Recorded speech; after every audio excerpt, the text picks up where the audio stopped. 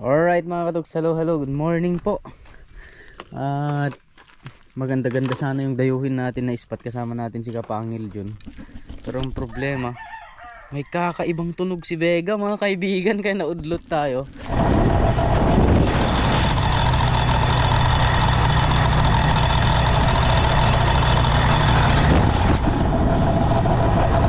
Kakaiba yung tunog mga kaibigan.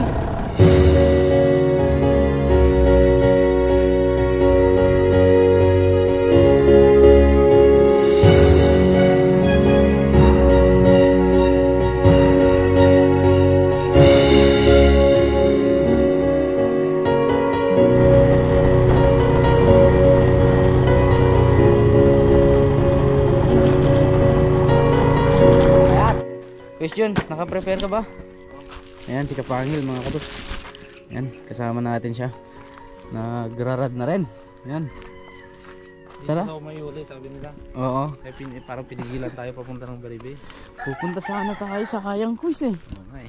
Pero baka meron dahilan kung bakit tayo nilagay dito sa Mapurao ngayon. Yun nga yung iniisip ko eh. Alright, let's go!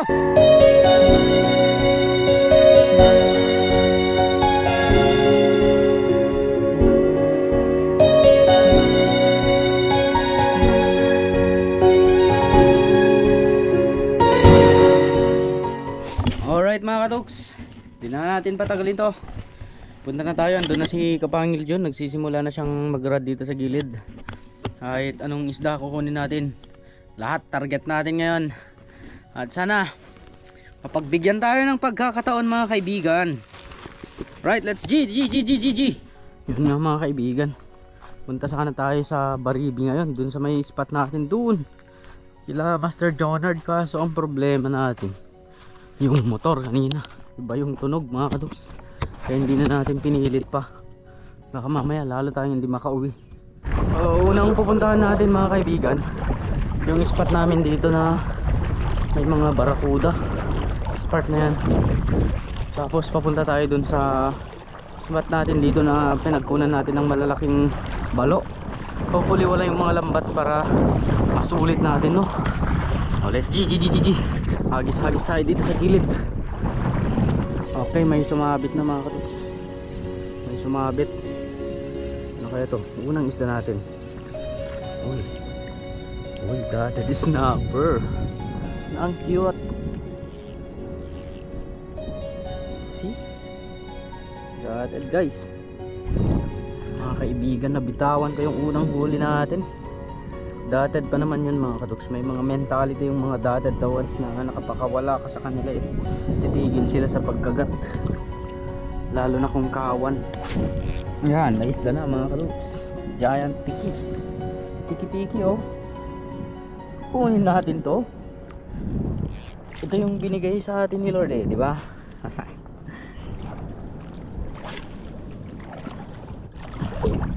Sige pa, urong pa tayo. Baka makachamba tayo ng grupo ng tiki. Ito, ano to? Trebali yata mga katoks. Ay hindi, needlefish, gagi yan lagi. Oh? Ay, gagi malaki. Uy, unat yung hook natin mga kaibigan. Ay, malaki yun ah.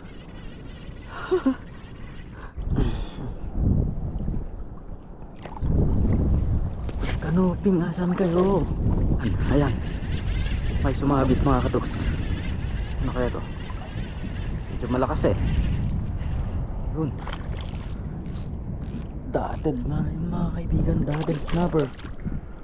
Alright, thank you. Yun mga kaibigan, no?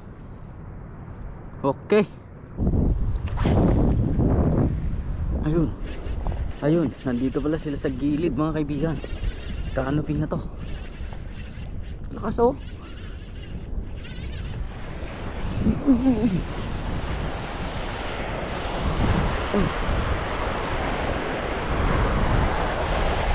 Nako.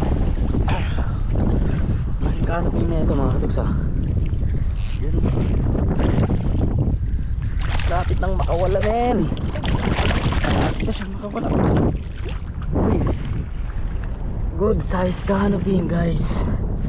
Yan, nandito pala sila sa basagan ng alon eh. Holy check. Tatlo na mga katoks, isang tiki, isang dotted, at saka isang canopy.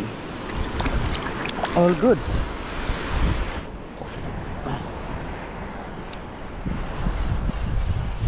Ayun mga katoks, fish on tayo ulit. Another canopy guys. Dito nga lang sila no. Dito lang pala kayo sa gilid. Nice one no. Good size canopy. Oh, see?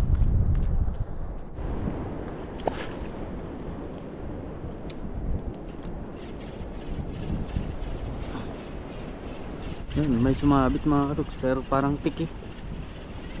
Medyo maliit lang to. Tiki siguro to. Ay, hindi mga kaibigan, canopy. Kunin pa rin natin, ihawin natin to sa gilid. Ayun o.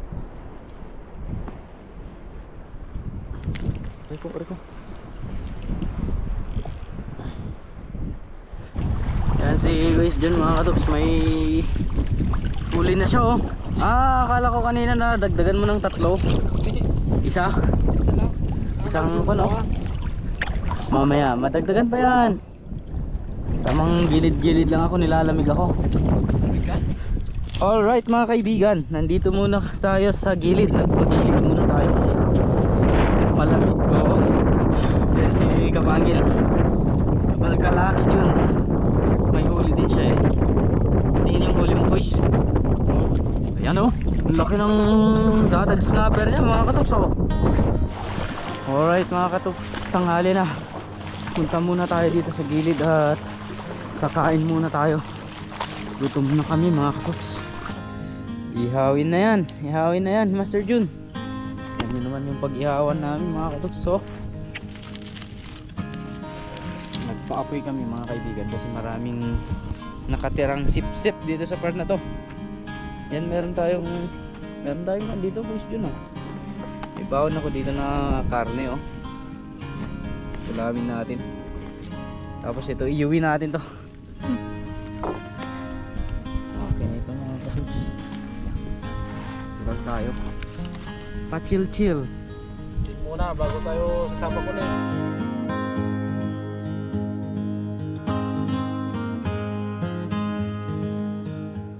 Alright mga katoks, naihaw na.